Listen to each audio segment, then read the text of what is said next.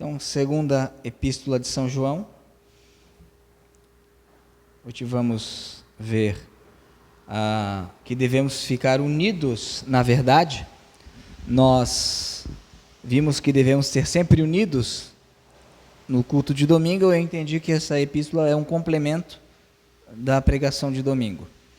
Assim diz a palavra do Senhor: o ancião à senhora eleita, e a seus filhos, aos quais amo na verdade, e não apenas eu, mas também todos aqueles que têm conhecido a verdade, por causa da verdade que habita em nós, e estará conosco para sempre. Que a graça esteja convosco, misericórdia e paz da parte de Deus e o Pai e do Senhor Jesus Cristo, o Filho do Pai, em amor e verdade. Alegro-me grandemente por ter encontrado alguns de teus filhos andando na verdade, assim como recebemos o mandamento do Pai.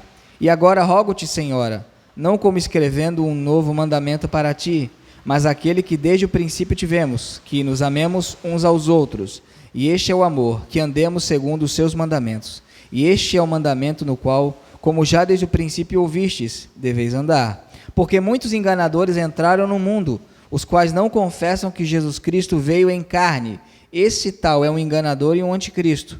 Olhai por vós, para que não percais as coisas porque trabalhamos, mas recebais a plena recompensa. Todo aquele que transgride e não permanece na doutrina de Cristo não tem a Deus. Aquele que permanece na doutrina de Cristo, esse tem tanto ao Pai como ao Filho. Se alguém vier ter convosco e não trouxer esta doutrina, não o recebais em vossa casa, nem tampouco o saudeis. Porque quem o saúda, toma parte em seus feitos malignos. Tendo muitas coisas para vos escrever, não quis escrever em papel e tinta, mas espero ter convosco e falar face a face, para que a nossa alegria seja completa. Os filhos da tua irmã eleita saúdam-te. Amém. Temos aqui uma epístola, segunda epístola de São João.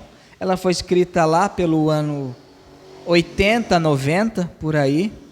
E se você observar bem, é uma igreja local, né, a qual João é o ancião, o presbítero, escrevendo a outra igreja local. Ali no versículo 1 diz: o ancião à senhora eleita e a seus filhos, aos quais amo na verdade.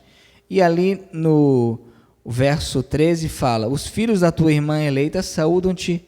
Amém. E no verso 5 diz: e agora rogo-te, Senhora. Ele não está falando de uma mulher, ele está falando da esposa de uma congregação local a outra congregação local. Só pegando o gancho, quando ele fala senhora eleita e fala os filhos da tua irmã eleita te saúdo, demonstra uma coisa importante. A gente vai ver isso dia 28 na nossa conferência. A eleição, ela é corporativa, isto é, eleito é a igreja do Senhor, a igreja eleita. Deus determinou que aqueles que fizessem parte do corpo de Cristo seriam salvos. O decreto é esse, ok? Então a gente vê aqui que, ao invés de Uni, Dunité, Salamé, Minguê, Deus elegeu um povo e o povo é a sua igreja. Então a gente vê aqui que ele está escrevendo uma igreja escrevendo a outra. E é interessante o que ele fala: o ancião, a senhora eleita. Abram ali em 1 Pedro, capítulo 5. Ele não fala o dono da igreja, ele fala o ancião, o presbítero, a quem a senhora eleita. Ancião no grego é presbíteros, né? Presbúteros. Diz o seguinte, o 1 Pedro 5: aos anciãos que estão entre vós eu exorto, eu que também sou um ancião e testemunha dos sofrimentos de Cristo e participante da glória que há de se revelar. Ele fala aos presbíteros que estão entre vocês, eu que também sou presbítero junto com vocês. Então, a gente observa aqui que não tem um papa, um dono da igreja. Existiam pastores na igreja local, e João está escrevendo aqui como um pastor de uma igreja escrevendo a outra igreja, e o motivo que ele escreve é para que essas igrejas andem unidas na verdade, que as igrejas possam ser unidas na verdade. O que é a verdade? A verdade é a pessoa de Jesus Cristo e seus ensinamentos. Eu sou o caminho, a verdade e a vida. Ninguém vê o Pai a não ser por mim. E por que ele fala que devemos estar unidos na verdade? Porque a verdade habita em nós. Verso 2. Por causa da verdade que habita em nós, estará conosco para sempre. Por causa da verdade que habita em nós, estará conosco para sempre. Isso aqui é interessante. Por que devemos andar unidos? Mas unidos aonde? Na verdade. Porque a verdade habita onde? Na igreja. A igreja é a coluna e fundamento da verdade. E por quanto tempo a verdade estará na igreja? sempre. O verso 9, todo aquele que transgride e não permanece na doutrina de Cristo não tem a Deus.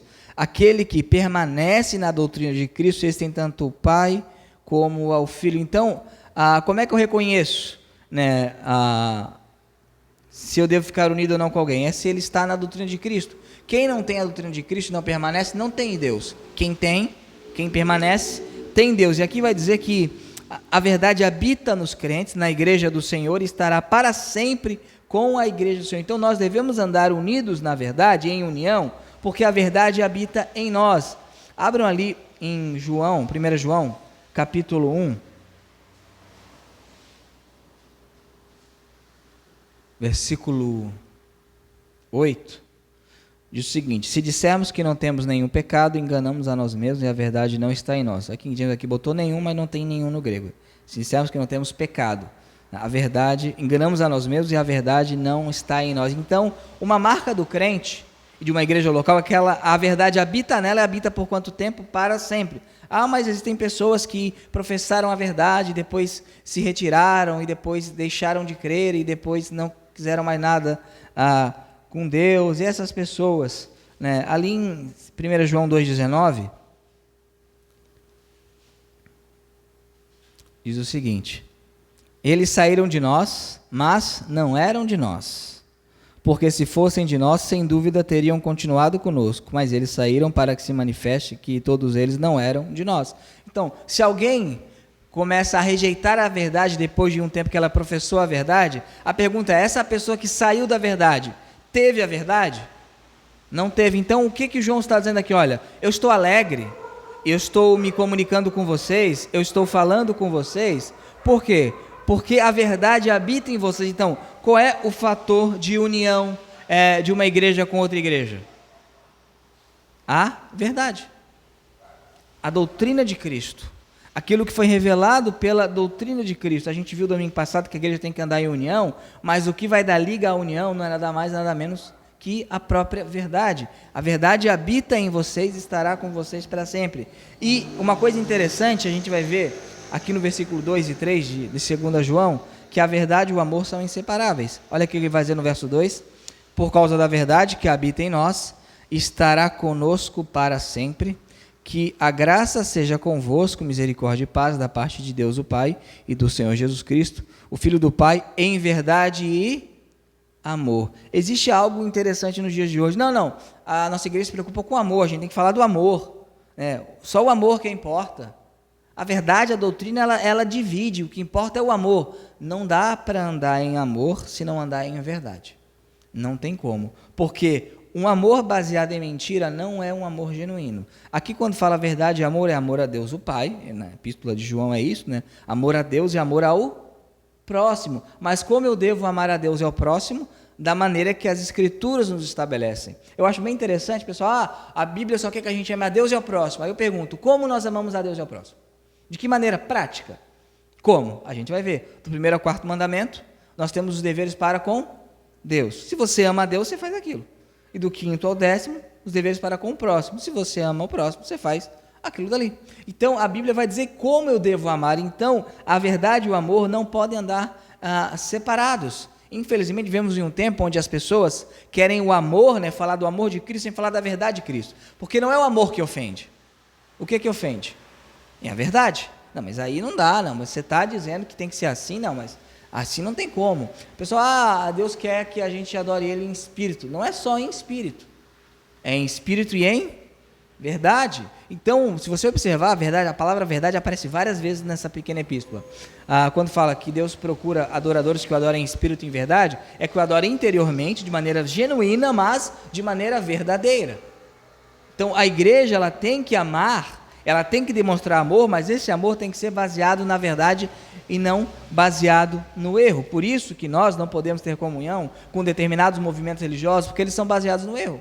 Então é isso que João está dizendo: olha, eu estou alegre porque vocês estão andando na verdade e no amor, mas no amor conforme revelado e expresso nas Escrituras. Então, unidos andando na verdade. O verso 4, ele fala: alegro-me grandemente por ter encontrado alguns de teus filhos andando em verdade, assim como recebemos o mandamento do Pai. Ele fala que ele está alegre porque os filhos dessa senhora eleita, isto é, os membros dessa igreja local, estão andando na verdade. Ele observou a vida, isso é importante. A verdade, a doutrina de Cristo não é somente uma coisa que se crê, é uma coisa que se vive. Isso é fundamental. O David Bercott, ele tem um livro chamado Que se assentem aos teólogos, e esse livro eu recomendo para quem já tem uma boa bagagem cristã e de teologia, porque ele tem algumas opiniões no livro que eu acho um pouco sem nexo, porém ele fala uma coisa que é muito verdadeira, que até o século III, os crentes viviam e criam. A partir do século III, foi exigido, a partir de Nicéia, na verdade, foi exigido que os crentes apenas professassem o credo, um credo correto, ortodoxo. Isso é fundamental, é importante. Porém, também é importante que os crentes andem na verdade, não somente creiam na verdade. Você perguntar, você crê em Jesus? Não, eu tenho Jesus no meu coração. Correto? Pessoas falam, eu tenho Jesus. Não, eu creio em Jesus. Mas vivem como se Deus não existisse. Vivem como se Deus não estivesse presente. Vivem como se Deus não estivesse nos olhando, nos observando. Então, nós devemos não somente crer na verdade, mas andar na verdade, ter uma vida, andar aqui é ter uma vida coerente com a verdade que professamos. Abram ali em 3 João. A gente vai ver na quarta-feira que vem 3 João. 3 João, o verso 4. Não tem verso, na verdade, porque não tem, é um único, mas a gente chama de verso para não complicar. Né? Não tenho maior alegria do que a de ouvir que os meus filhos andam na verdade. Ele fala, obviamente, filhos espirituais aqui. Então, nós devemos nos regozijarmos quando os nossos irmãos estão andando na verdade. Sobre o comentário do versículo 4, de 3 João, os Spurgeon falam algo muito bonito. Os pais ficam felizes que seus filhos passem na faculdade, tenham um bom trabalho, tenham um bom casamento, tenham uma boa renda. Tudo isso é maravilhoso. Mas a maior alegria deveria ser se os filhos são ou não regenerados, são ou não nascidos de novo. E a gente se acostumou com isso, né? E todo pai quer ver seu filho salvo, quer ver seu filho andando na verdade. E aqui fala, eu não tenho maior alegria do que ver meus filhos andando na verdade. Está falando provavelmente, de irmãos com a qual ele levou a fé. Então, somos unidos andando na verdade. Ali em 2 Timóteo, vamos abrir.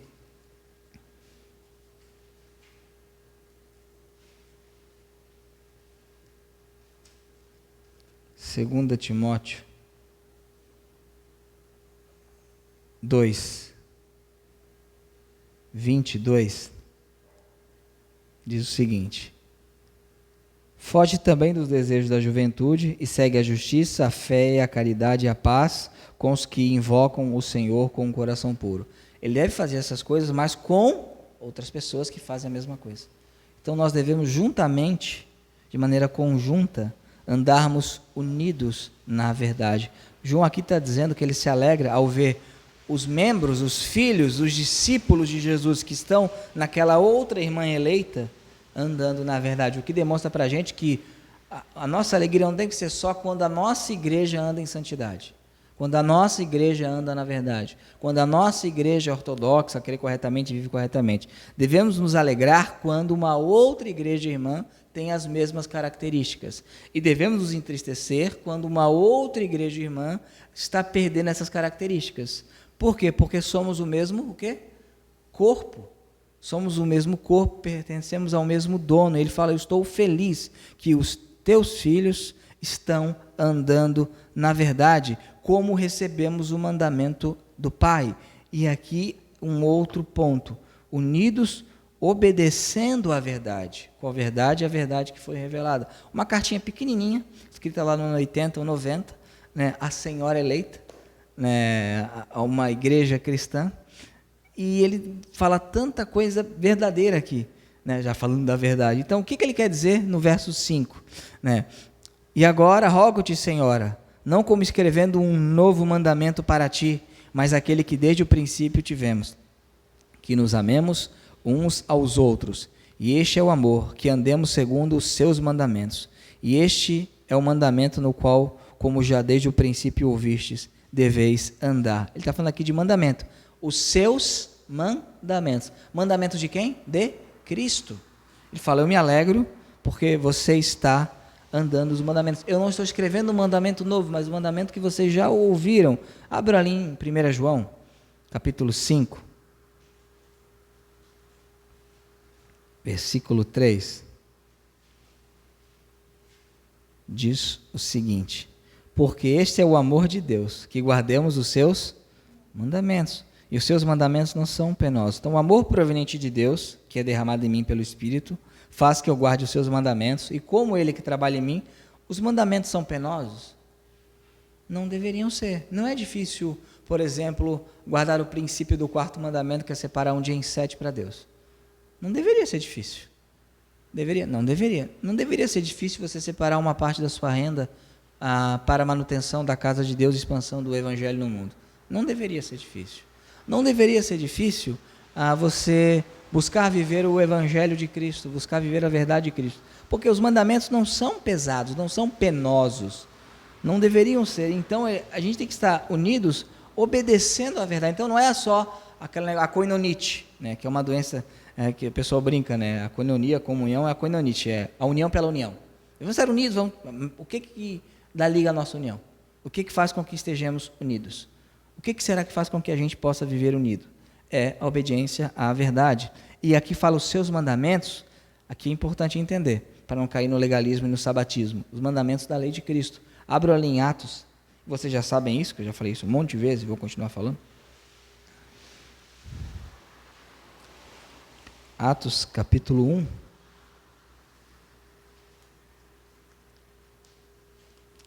Atos 1, versículos 1 e 2. O primeiro tratado fiz, ó Teófilo, sobre tudo o que Jesus começou tanto a fazer como a ensinar, até o dia em que foi recebido em cima, após ter dado mandamentos pelo Espírito Santo aos apóstolos que ele havia escolhido. Ó, apóstolo que ele escolheu. Então, quem escolhe é ele, tá? Mas ele deu mandamentos. 1 Coríntios 9, 21. 1 Coríntios 9, 21.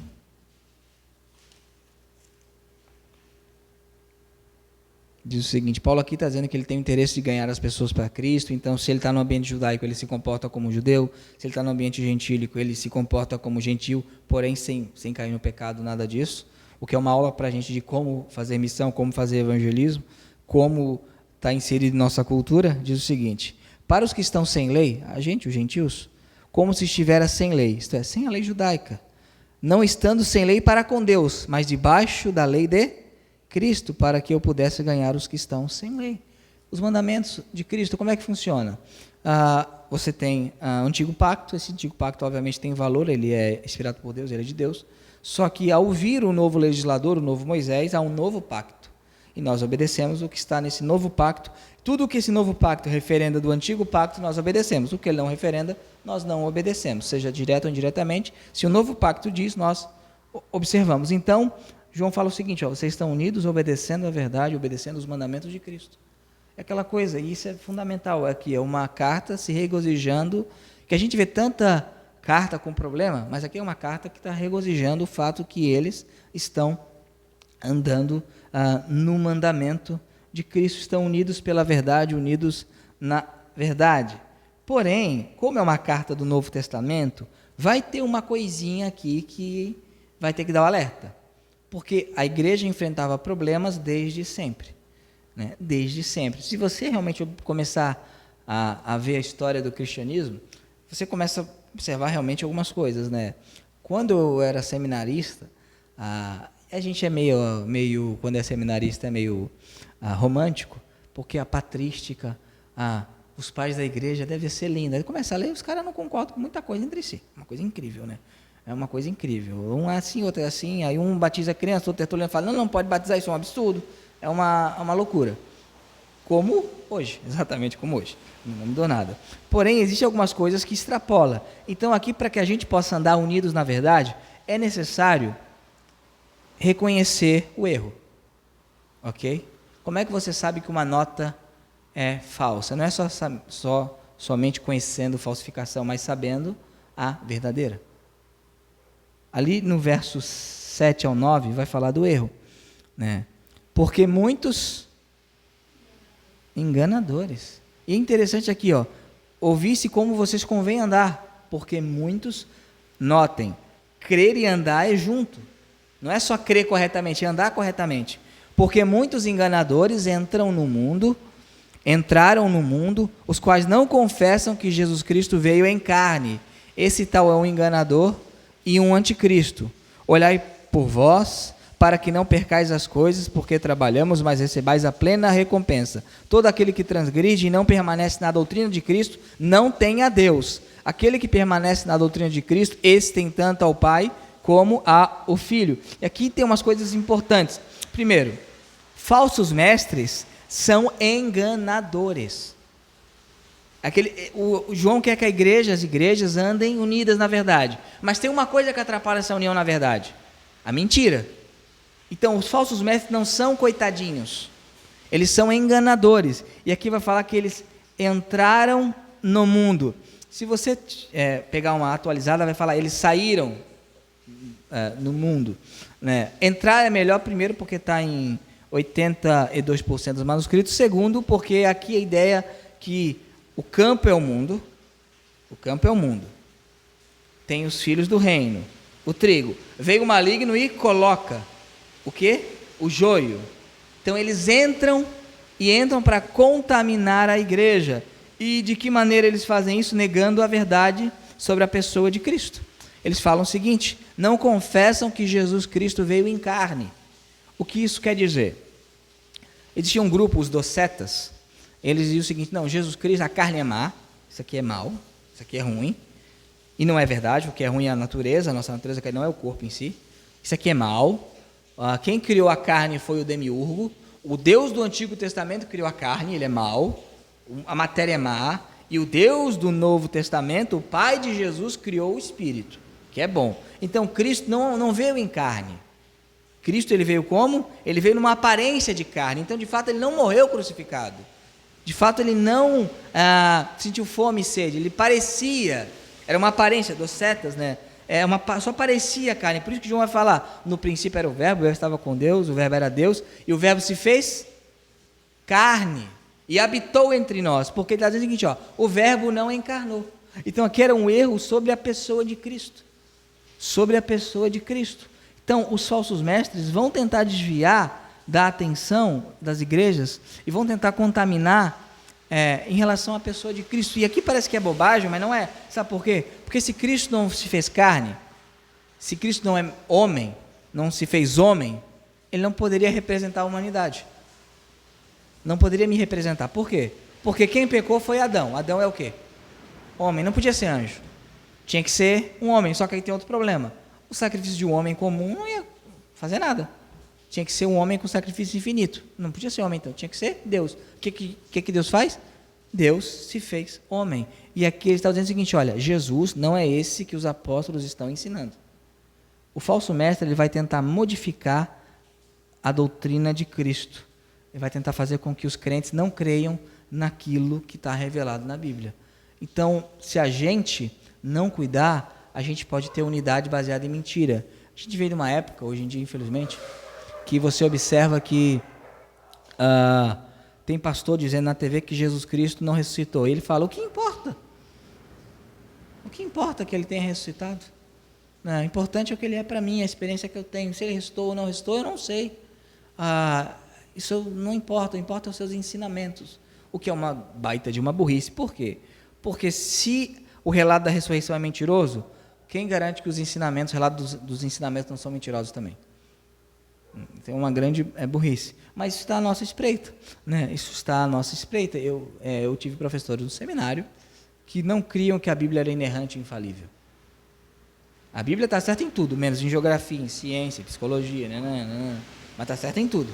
Tudo que é de salvação está certa. Mas em história pode estar errada, o que é uma outra bobagem. Por quê? Por exemplo, em Belém vai nascer o Messias. É uma afirmação geográfica, histórica. Se ela pode errar, Jesus pode não ser o Messias. Então a gente observa que desde cedo havia falsos mestres que diziam que a carne era má. E porque ela era má, sabe o que eles falavam? Já que essa aqui não presta, pequem à vontade.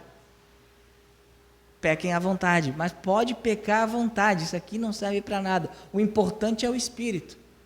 Aí João fala, olha, eu estou alegre que vocês estão andando na verdade e obedecendo os mandamentos, porque havia um grupo que não estava andando na verdade e não estava obedecendo os mandamentos. E esses falsos mestres podem fazer uma igreja se perder. Verso 8. Olhai por vós, olhem por vocês, para que não percais as coisas porque trabalhamos, mas recebais a plena recompensa ou o galardão completo, inteiro.